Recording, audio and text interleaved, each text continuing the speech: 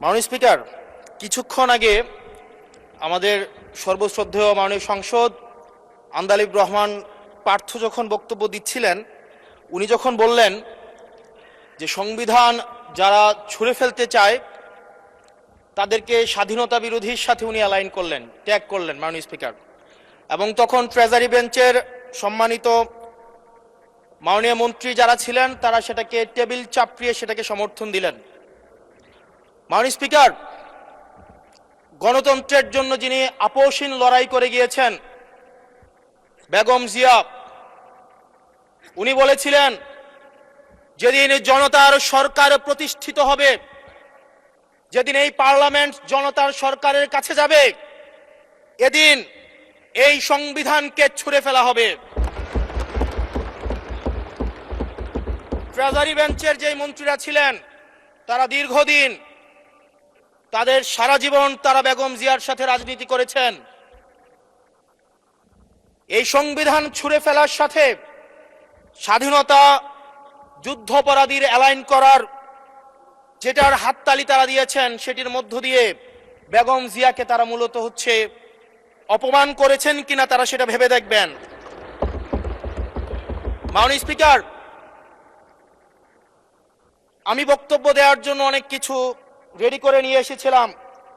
আমরা আইনমন্ত্রী বলেছেন রুশু পড়ার জন্য, তারপরে হবস পড়ার জন্য, মদিনা সনদ পড়ার জন্য পড়েছিলাম, কিন্তু আন্দালিব রহমান পার্থ সাহেব যে বক্তব্য দিয়েছেন, আমরা ক্লাস 8-9-এ যে ডিবেট করতাম সেটি রিভার্টাল দিলে 20 মিনিট সময় লাগবে। মাননীয় স্পিকার, আমি ওনার বক্তব্যের রিভার্টাল দিচ্ছি। উনি বলেছেন যে আমি কোট করছি, উনি বলেছেন ৭২-এর সংবিধানের কিছু কিছু বিষয়কে ওনারা সম্মান দিয়েছেন। তার মানে কিছু কিছু বিষয়কে ওনারা সম্মান দেয় নাই। তার মানে এই অভ্যুত্থানের পরে এই সংবিধানের কিছু অংশ ওনারা মেনেছেন, কিছু অংশ ওনারা মানেন নাই। ওনারা কেবল ওই অংশটাই মেনেছেন যে অংশটা ওনাদের পক্ষে গিয়েছে,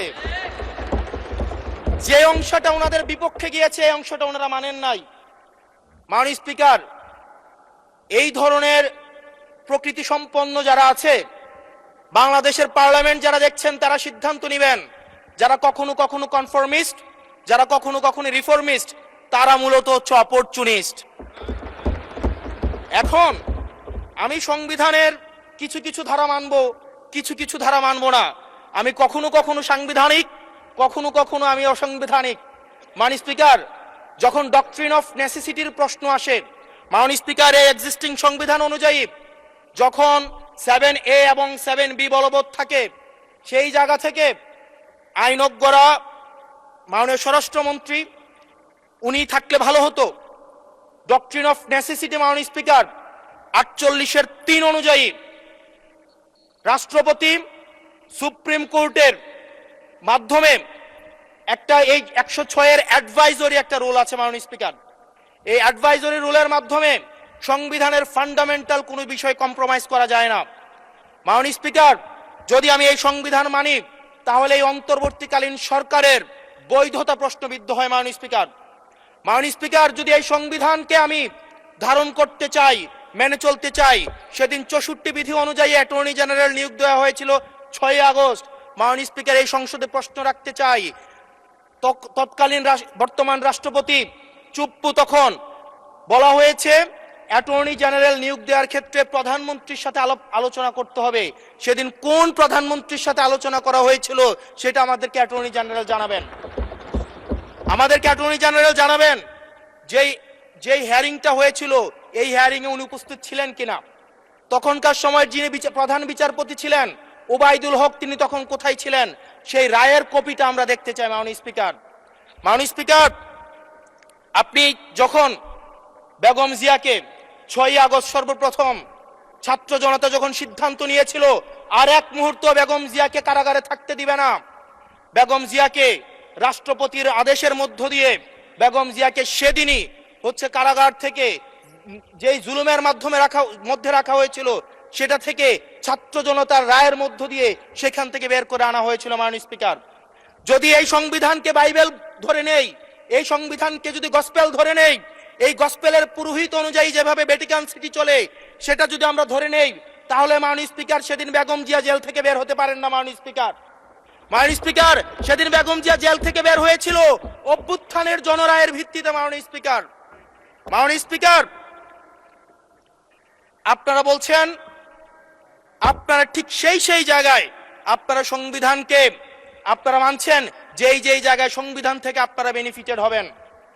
মাননীয় স্পিকার গ্রামের ভাষায় কথা আছে, বলতে চাই না, যে গাং পার হইলে মাঝি কোন দুলা ভাই। ছাত্ররা আপনাদের নেতা কর্মীরা গত 17 বছর ধান খেতে ঘুমাইতে হয়েছে,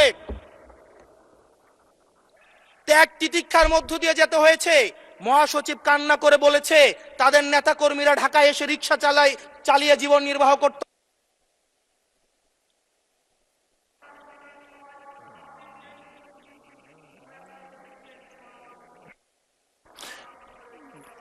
এক মিনিট বলেন। মাননীয় স্পিকার আজকে দেখেন, আজকে লক্ষ লক্ষ নেতা কর্মী তাদের রক্ত দিয়েছে। ফ্যাসিবাদ বিরোধী প্রত্যেকটি রাজনৈতিক দল, কোন রাজনৈতিক দলকে বিশেষভাবে আমি আলাদা করতে চাই না, ফ্যাসিবাদ বিরোধী প্রত্যেকটি রাজনৈতিক দলের রক্ত শ্রম ঘামের মধ্য দিয়ে এই হাসিনার পতন হয়েছে। এই হাসিনার পতনের পরে যখন জনরায়, মাননীয় স্পিকার, যখন জনরায় কখনো কেতাবের কাছে মাথা নত করে না। এটা ভ্যাটিকান সিটি নয় যে গসপেল অনুযায়ী হচ্ছে দেশ পরিচালিত হবে। 68% জনগণ তারা সিদ্ধান্ত জানিয়ে দিয়েছে এই সংবিধানের যেই বেসিক স্ট্রাকচারাল জায়গায় কোন জায়গাগুলোতে রিফরমেশন আনতে হবে। মাননীয় স্পিকার আন্দালিব রহমান পার্থ সাহেব বলেছেন যে অর্ডারে নাকি হচ্ছে সংবিধান সংস্কার পরিষদের গঠনটা নাই। উনি যদি একটু পরিশ্রম করতেন, জাস্ট একটা পাতা উল্টাইতেন, একটা পাতা পরেই বলা হয়েছে সংবিধান সংস্কার পরিষদ গঠন যদি হেজযুক্ত। ধন্যবাদ মাননীয় সদস্য, ধন্যবাদ।